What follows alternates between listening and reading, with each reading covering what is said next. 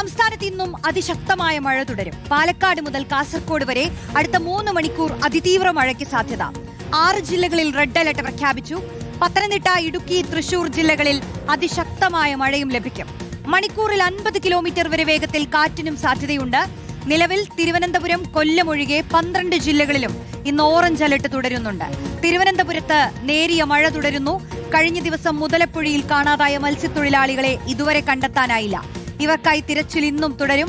സ്വാജു ചേരുന്നു കൂടുതൽ വിൽക്കാൻ. സ്വാന്തന, സംസ്ഥാനത്തെ മഴക്കെടുതി സാഹചര്യം എങ്ങനെയാണ്?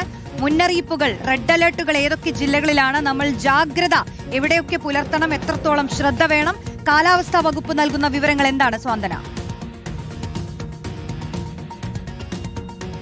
റോഷ്നി, ജാഗ്രത ഇന്നുകൂടി തുടരണമെന്ന് തന്നെയാണ് കാലാവസ്ഥാ വകുപ്പിന്റെ അലേർട്ടുകൾ വ്യക്തമാക്കുന്നത്. ഇതിപ്പോൾ 12 ജില്ലകളിലാണ് മഴ മുന്നറിയിപ്പ് നൽകിയിരിക്കുന്നത്. ഇന്നും അതിശക്തമായ മഴ തന്നെ തുടരും എന്നാണ് കാലാവസ്ഥാ വകുപ്പ് അറിയിച്ചിരിക്കുന്നത്. അതിന്റെ ഒരു പശ്ചാത്തലത്തിൽ തിരുവനന്തപുരവും കൊല്ലവും ഒഴികെയുള്ള 12 ജില്ലകൾ, പത്തനംതിട്ട മുതൽ കാസർഗോഡ് വരെയുള്ള 12 ജില്ലകളിൽ ഇന്നിപ്പോൾ ഓറഞ്ച് അലേർട്ടാണ് പ്രഖ്യാപിച്ചിരിക്കുന്നത്. നമുക്കറിയാം, ഓറഞ്ച് അലേർട്ട് എന്ന് പറയുന്നത് രണ്ടാമത് നൽകുന്ന അലേർട്ടാണ്. ആദ്യം ഒറ്റപ്പെട്ട ശക്തമായ മഴയ്ക്ക് യെല്ലോ അലേർട്ട് നൽകും.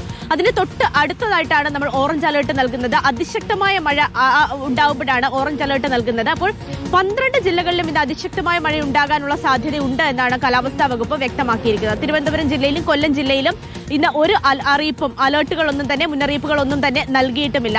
ഈ കഴിഞ്ഞ ദിവസങ്ങളിലെ മഴയുടെ ഒരു പശ്ചാത്തലത്തിൽ ഇന്നും അതീവ ജാഗ്രത തുടരണം എന്നുള്ള കാര്യം തന്നെയാണ് റോഷ്നി വ്യക്തമാക്കിയിരിക്കുന്നത്. പ്രത്യേകിച്ച് മലയോര മേഖലകളിലൊക്കെ തന്നെയും ഇപ്പോഴും ശക്തമായ രീതിയിൽ തന്നെ മഴ ലഭിക്കുന്നുണ്ട്. അത് മാത്രവുമല്ല, ഈ മലയോര മേഖലകളിലൊക്കെ തന്നെ മണ്ണിടിയാനുള്ള സാധ്യത ഇപ്പോഴും നമ്മുടെ മുന്നിൽ നിൽക്കുകയാണ്. കാരണം കഴിഞ്ഞ ദിവസങ്ങളിലൊക്കെ വലിയ മഴയായിരുന്നു. അപ്പോൾ ഇനിയിപ്പോൾ ഏതെങ്കിലും ഒരു സാഹചര്യത്തിൽ ഒറ്റപ്പെട്ട ഇടങ്ങളിൽ ശക്തമായ മഴ ലഭിക്കുകയാണെങ്കിൽ മണ്ണിടിച്ചിലിനൊക്കെയുള്ള സാധ്യത നമ്മുടെ മുന്നിലുണ്ട്. കഴിഞ്ഞ തവണയൊക്കെ തന്നെയും അത്തരത്തിലുള്ള ദുരന്തങ്ങളും ദുരനുഭവങ്ങളും ഒക്കെ നമ്മുടെ മുന്നിലുണ്ടായത് ഇത്തരം മഴയ്ക്ക് ശേഷം. അത് കുറേ ദിവസം ഇങ്ങനെ ചെറിയ രീതിയിലാണെങ്കിലും മഴ ഇങ്ങനെ പെയ്ത് നിൽക്കും. അതിനുശേഷം പെട്ടെന്നൊരു മഴ പെയ്യുമ്പോൾ അപകട സാധ്യത ഉണ്ടാകുന്നു. അതാണ് നമ്മുടെ ഇതിനു മുന്നിലുള്ള സംഭവങ്ങളൊക്കെ തന്നെ കാണിച്ചു തന്നിട്ടുള്ളത്. അപ്പോൾ എന്തായാലും ജാഗ്രത തുടരണമെന്ന് തന്നെയാണ്. ശക്തമായ കാറ്റും ഇപ്പോൾ വീശുന്നുണ്ട് എന്നുള്ളതാണ് റോഷ്നി. പലയിടങ്ങളിലും 40 മുതൽ 50 കിലോമീറ്റർ വരെ വേഗത്തിലാണ് കാറ്റ് വീശുന്നത്. അപ്പോൾ തിരുവനന്തപുരത്തേക്കൊക്കെ വരികയാണെങ്കിൽ തിരുവനന്തപുരത്ത് മഴയൊന്ന് മാറി നിൽക്കുകയാണ്. പക്ഷേ എങ്കിൽ പോലും ശക്തമായ കാറ്റാണ് മലയോര മേഖലകളിൽ ഉൾപ്പെടെ ഇപ്പോൾ അനുഭവപ്പെട്ടുകൊണ്ടിരിക്കുന്നത്. തിരുവനന്തപുരത്തും കൊല്ലത്തും ഇപ്പോൾ മഴയില്ല എന്ന് പറയുന്നുണ്ട്. പക്ഷേ എങ്കിൽ പോലും റോഷ്നി, തീരദേശത്ത്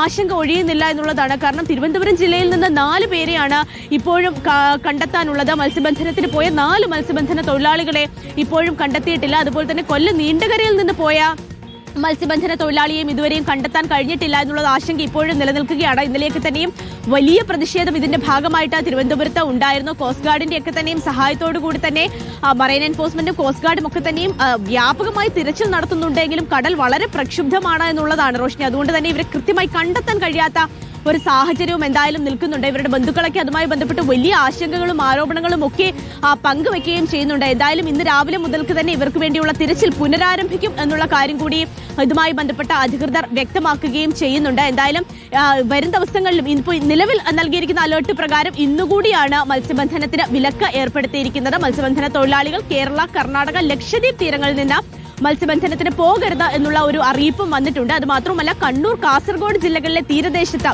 വലിയ രീതിയിലുള്ള തിരമാലയ്ക്കും കടൽക്ഷോഭത്തിനുമുള്ള സാധ്യതയുണ്ട് എന്നുകൂടി കാലാവസ്ഥാ വകുപ്പ് ഇന്നലെ രാത്രി തന്നെ അറിയിപ്പ് നൽകിയിട്ടുണ്ടായിരുന്നു. അപ്പോൾ കടലിൽ ഇറങ്ങിയുള്ള വിനോദങ്ങൾ അടക്കം ഒഴിവാക്കണം എന്നുള്ള കാര്യം കൂടിയാണ് റോഷ്നി എന്തായാലും കാലാവസ്ഥാ വകുപ്പ് പറഞ്ഞു വെക്കുന്നത്. 12 ജില്ലകളിൽ അലേർട്ട് നിലനിൽക്കുന്ന പശ്ചാത്തലത്തിൽ അതീവ ജാഗ്രത ഇന്നുകൂടി തുടരണം. നാളെ മുതൽ മഴ കുറയാനുള്ള ഒരു സാധ്യതയുണ്ട് എന്നുകൂടി കാലാവസ്ഥാ വകുപ്പ്. മാത്രമല്ല സാന്ത്വന, തിരുവനന്തപുരത്തോ ഇപ്പൊ മഴ പെയ്യുന്നുണ്ടോ?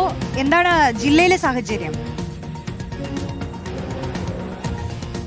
റോഷ്നി, ജില്ലയിലെ സാഹചര്യത്തിലേക്ക് വരികയാണെങ്കിൽ നമ്മൾ ആദ്യം സൂചിപ്പിച്ചതുപോലെ തന്നെയാണ് ജില്ലയിൽ ഇപ്പോൾ അലേർട്ടുകൾ ഒന്നും തന്നെ നിലനിൽക്കുന്നില്ല. ഇന്നലെ വൈകുന്നേരം മുതൽക്ക് തന്നെ ജില്ലയിൽ ചെറിയ രീതിയിൽ നേരിയ ഇടത്തരം മഴ ചിലയിടങ്ങളിൽ ലഭിക്കുന്നുണ്ട് എന്നല്ലാതെ ഒരു ശക്തമായ മഴ ജില്ലയിൽ ഇപ്പോൾ നിലനിൽക്കുന്നില്ല എന്നുള്ളതാണ്. ചിലയിടങ്ങളിലൊക്കെ മലയോര മേഖലകളിലൊക്കെ തന്നെയും ചെറിയ രീതിയിൽ മഴ നിലനിൽക്കുന്നുണ്ട്. നേരിയ മഴ മാത്രമാണ് ഉള്ളത്. മറ്റ് വെള്ളക്കെട്ടുകളോ മറ്റ് പ്രശ്നങ്ങളോ ഒന്നും തന്നെ മഴയുമായി ബന്ധപ്പെട്ട ജില്ലയിലില്ല. ശക്തമായ കാറ്റ് തീരദേശത്ത് അടക്കം വീശുന്നുണ്ട് എന്നുള്ളതാണ് മനസ്സിലാകുന്നത്. ചില ഇടങ്ങളിൽ 40 മുതൽ 50 കിലോമീറ്റർ വരെ വേഗത്തിലും ചിലയിടങ്ങളിൽ 50 മുതൽ 60 കിലോമീറ്റർ വരെ വേഗത്തിലും കാറ്റ് ജില്ലയിൽ വീശുന്നുണ്ട്. പക്ഷേ നേരത്തെ സൂചിപ്പിച്ചതുപോലെ തന്നെയാണ് തിരുവനന്തപുരം, കൊല്ലം ജില്ലകളിൽ മഴയ്ക്കപ്പുറത്തേക്ക് തീരദേശ മേഖലകളിൽ നിലനിൽക്കുന്ന ആശങ്കകൾ തന്നെയാണ് റോഷ്നി നമുക്ക് മുന്നിൽ ഉള്ളത്. ഈ ആശങ്ക ഇനി മത്സ്യത്തൊഴിലാളികളുടെ അവരെ തീരത്തേക്ക് എത്തിച്ചാൽ മാത്രമേ ആശങ്കകൾ എന്തായാലും ഒഴിയുകയുള്ളൂ. അതിനുവേണ്ടിയുള്ള പ്രവർത്തനങ്ങളാണ് ജില്ലയിൽ നടക്കുന്നത്. പക്ഷേ മഴയില്ല എങ്കിൽ പോലും ഈ നദികളിലെ വെള്ളം കഴിഞ്ഞ ദിവസങ്ങളിലൊക്കെ തന്നെ ഉയർന്നിട്ടുണ്ടായിരുന്നു റോഷ്നി. അതിന്റെ ഒരു പശ്ചാത്തലത്തിൽ തന്നെ ഇന്നലെ വൈകുന്നേരത്തോടു കൂടി തന്നെ തിരുവനന്തപുരത്ത് ഈ ജില്ലയിൽ നമ്മളെ ആളുകളെ മാറ്റിപ്പാർപ്പിക്കേണ്ട ഒരു സാഹചര്യത്തിലേക്കൊക്കെ തന്നെയും കാര്യങ്ങൾ എത്തിയിരുന്നു. അങ്ങനെ ക്യാമ്പുകളൊക്കെ തന്നെയും തുറക്കുന്ന ഒരു സാഹചര്യവും എന്തായാലും ഉണ്ടായിരുന്നു. പക്ഷേ മഴയുമായി ബന്ധപ്പെട്ട മറ്റ് നാശനഷ്ടങ്ങളൊന്നും തന്നെ ഇതുവരെ. ഓക്കെ, അതാണ് ആശ്വാസം. തിരുവനന്തപുരത്ത് വലിയ മഴ ഇല്ല. ജില്ലയിലെ മൊത്തം സംസ്ഥാനത്തെയും മഴ വിവരങ്ങളാണ് നമ്മൾ കേട്ടത്. ഇനി നേരെ പത്തനംതിട്ട